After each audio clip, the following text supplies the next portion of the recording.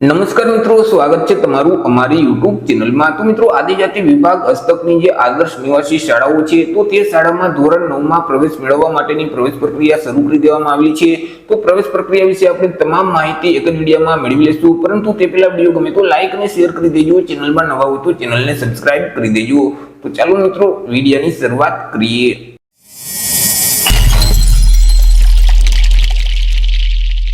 તો મિત્રો, આજે જાહેરાત છે તે કમિશનર આદિજાતિ વિકાસ વિભાગ ગુજરાત રાજ્ય ગાંધીનગર દ્વારા આપવામાં આવી છે। આદિજાતિ વિકાસ વિભાગ સંચાલિત જે આદર્શ નિવાસી શાળાઓ છે તો તે શાળાઓમાં ધોરણ 9માં પ્રવેશ મેળવવા અંગેની કંઈક જાહેરાત આપવામાં આવી છે।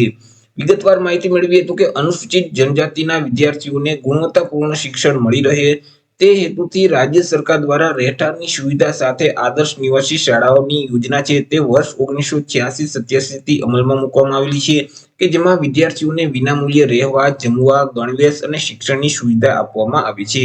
હાલમાં મિત્રો, શાળાઓની વાત કરીએ તો રાજ્યમાં આદિજાતિના કુમારો માટે 26 શાળાઓ, કન્યાઓ માટે 25 શાળાઓ, કુમાર અને કન્યા મિશ્ર માટે 23 શાળાઓ, એવી રીતે કુલ 74 આદર્શ નિવાસી શાળાઓ રાજ્યમાં કાર્યરત છે કે જે પૈકી સદર નિવાસી શાળાઓમાં માધ્યમિક વિભાગ ધોરણ 9 થી ધોરણ 10 સુધી છે।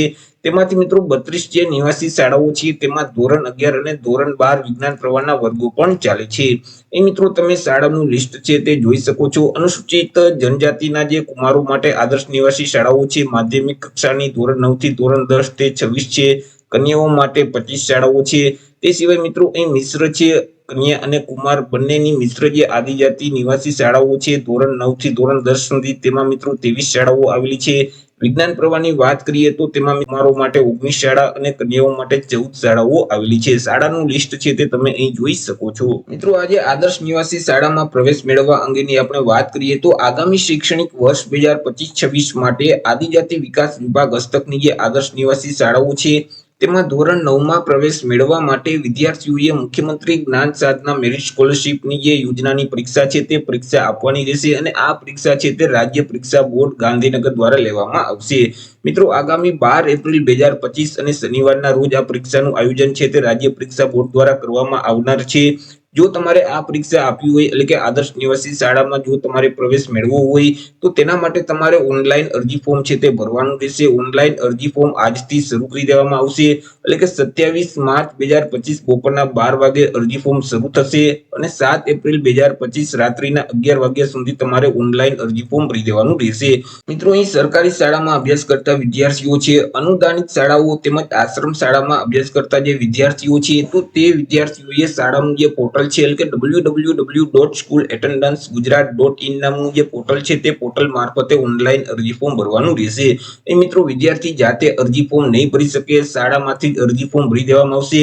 તે સિવાય મિત્રો, જે ખાનગી શાળામાં અભ્યાસ કરતા જે વિદ્યાર્થીઓ છે તો તે વિદ્યાર્થીઓ જાતે અરજી ફોર્મ ભરી શકશે। રાજ્ય પરીક્ષા બોર્ડની જે ઓફિશિયલ વેબસાઇટ છે acbexam.org નામની જે વેબસાઇટ છે તે વેબસાઇટ ઉપરથી ખાનગી શાળાના વિદ્યાર્થીઓ ઓનલાઈન અરજી ફોર્મ છે તે ભરી શકશે। મિત્રો, આજે પરીક્ષા છે તે નિઃશુલ્ક છે એટલે કે પરીક્ષા આપવા માટે તમારે કોઈ પણ પ્રકારની ફી ભરવાની રહેતી નથી।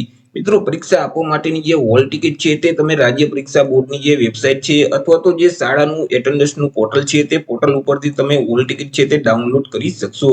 આપણે વાત કરી લઈએ નિયમો વિશે તો કે ધોરણ 8 પાસ કરેલ જે વિદ્યાર્થી છે અને ધોરણ 9માં જે પ્રવેશ મેળવવા માટે જે મુખ્યમંત્રી જ્ઞાન સાધના મેરિટ સ્કોલરશીપ યોજના છે અને તેમની જે પરીક્ષા છે તે પરીક્ષા આપેલ હોય તો તે પરીક્ષામાં વિદ્યાર્થીઓએ જેટલા ગુણ મેળવેલ છે, જેટલા ગ્રેડ મેળવેલ છે તે ગ્રેડના આધારે એટલે કે મેરિટના આધારે વિદ્યાર્થીને ધોરણ 9માં પ્રવેશ આપવામાં આવશે।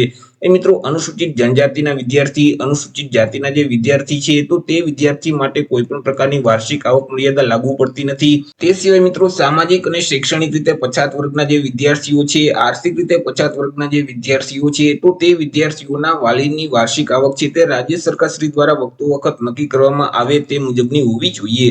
અગત્યની તારીખ વિશે વાત કરીએ તો અહીં વિદ્યાર્થીઓએ જે ઓનલાઈન અરજી ફોર્મ છે તે 27 માર્ચ 2025 બપોરના 12 વાગ્યાથી લઈ અને 7 એપ્રિલ 2025 સાંજના 6 વાગ્યા સુધીમાં વિદ્યાર્થીઓએ ઓનલાઈન અરજી ફોર્મ ભરી દેવાનું રહેશે। તે સિવાય આ જે પરીક્ષા છે તે પરીક્ષા આવનારી 12 એપ્રિલ 2025 અને શનિવારના રોજ લેવામાં આવશે।